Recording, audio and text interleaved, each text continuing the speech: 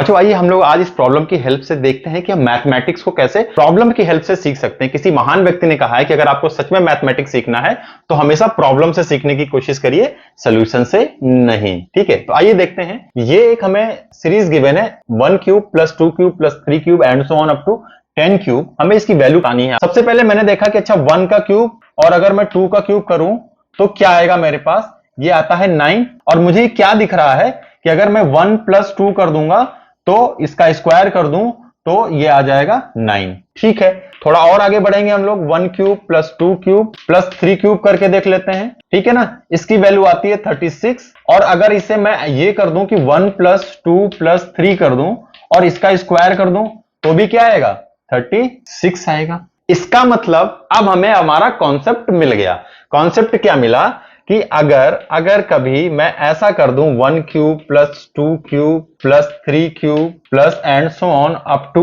n cube, तो इसे मैं क्या लिख सकता हूं, इसे मैं लिख सकता हूं 1 plus 2 plus 3 plus and so on plus n का होल स्क्वायर। ये मिल गया हमारा कॉन्सेप्ट नंबर 1। शुरुआत की थी हमने प्रॉब्लम से और हम आ गए एक ऐसी जगह जहां हमें एक फॉर्मूला मिल गया, एक कॉन्सेप्ट मिल गया। ठीक है, क्लियर हो गया एक चीज। तो अब हमारा आंसर आ जाएगा। आंसर की टेंशन नहीं लेते हैं, एक चीज और सीखते हैं हम लोग यहां पे। अब ये n टर्म्स आ गए, ठीक है ना। हमारे केस में तो केवल 10 टर्म्स हैं तो उसके लिए टेंशन नहीं ले सकते, लेकिन 100 या 1000 टर्म्स आ जाए तब कैसे करेंगे। ऐसे केस में n नेचुरल नंबर्स का जो सम होता है, n नेचुरल नंबर्स का जो सम होता है वो होता है बच्चा n प्लस 1 डिवाइडेड बाई 2।